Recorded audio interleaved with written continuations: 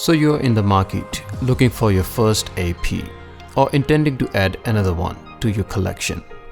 Your considerations are blue dial, thinner watch, a bit of wrist presence, iconic AP looks, yet have something understated and versatile.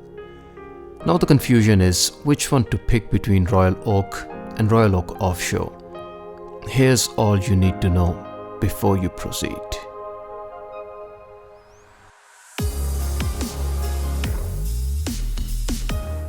Royal Oak 15400 and Offshore 26480 Ti both tick the boxes for most of the characteristics that you'd need and seek in your next AP.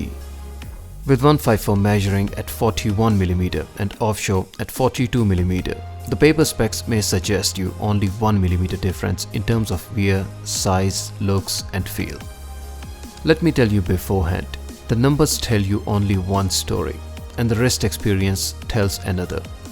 Both watches carry around the same secondary market prices, so can be considered contenders to each other, as they also come with the blue dial. But see the difference in the size of the scales in both of these watches. 154 comes with grand tapestry pattern and Offshore comes with mega tapestry dial. Other than the size difference, the grand tapestry scales on Royal Oak come with concentric circular grooves, whereas on mega tapestry on Offshore, the texture of scale is matte. The different machining on scale pattern does change the experience on the wrist.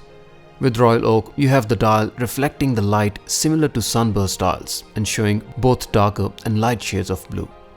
On Offshore, the dial does not reflect the light the same way. Rather, you have the pattern of lines around the scales showing intermittent vertical and horizontal lines. This is very unique design character and I haven't seen it in any other watch, Royal Oaks included. And it perfectly complements the sporty and fun looks of Offshore. The Offshore comes with shorter and thicker hour markers to complement the sporty looks, and 154 has thinner and narrower hour indices to go with its classy and elegant looks. While the case size is 1mm different in both watches, the bezel height is about 2.5mm shorter in 154 than it is on Offshore.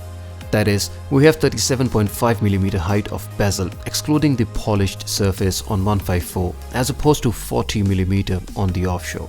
But then the crystal on Offshore is only 1mm taller as per the original 1mm size increase. For the same reason, you can see that despite the fact that Offshore is only 1mm larger, the bezel looks much more thicker than 154. To keep it balanced and proportionate, Offshore does come with bigger hexagonal screws in the bezel.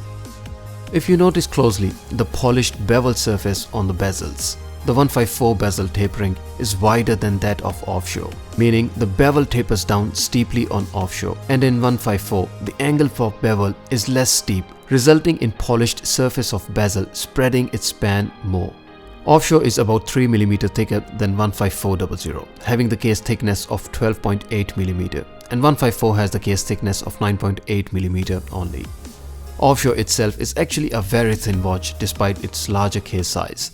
For instance, Rolex Submariner has a thickness of 12.5mm, so this Offshore is not too far in terms of case thickness from the Rolex Submariner. 154 is of course more thinner watch and that works well with its dressier attributes.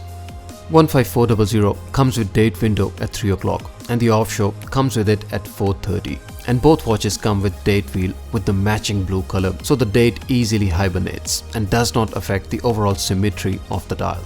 Offshore chrono comes with closed case back and caliber 2385, which is movement based off Frederick Piguet caliber 1185, so it's not an in-house movement.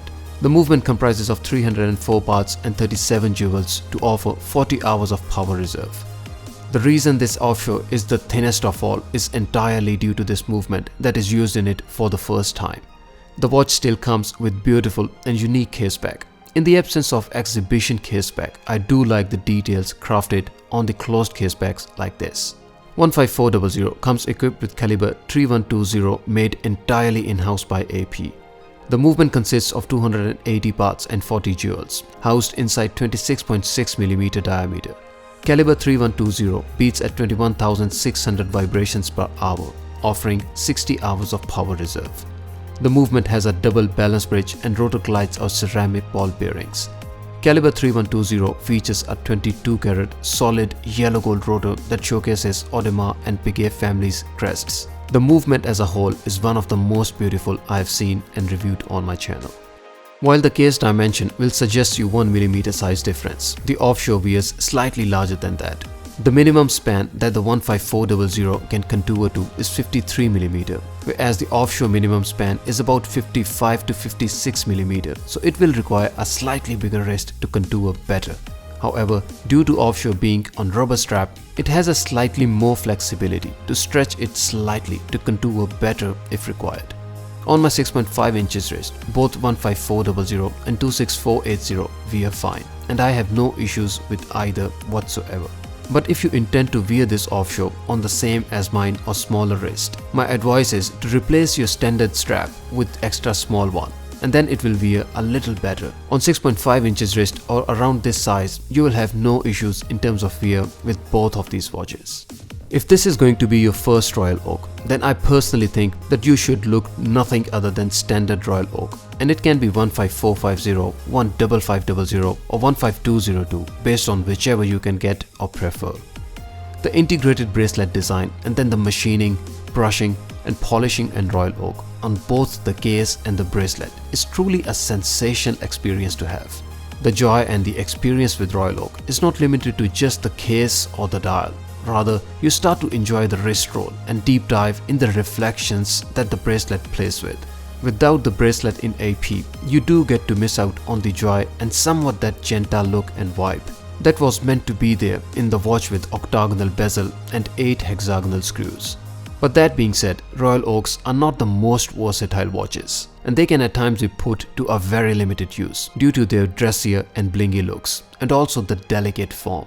Not that Royal Oaks are made from steel that is any softer than the ones on other watches. It's just that it has so many corners and angles that hitting it against any surface will damage the perfectly machined angle or corner, which will make you wear it with a bit of caution.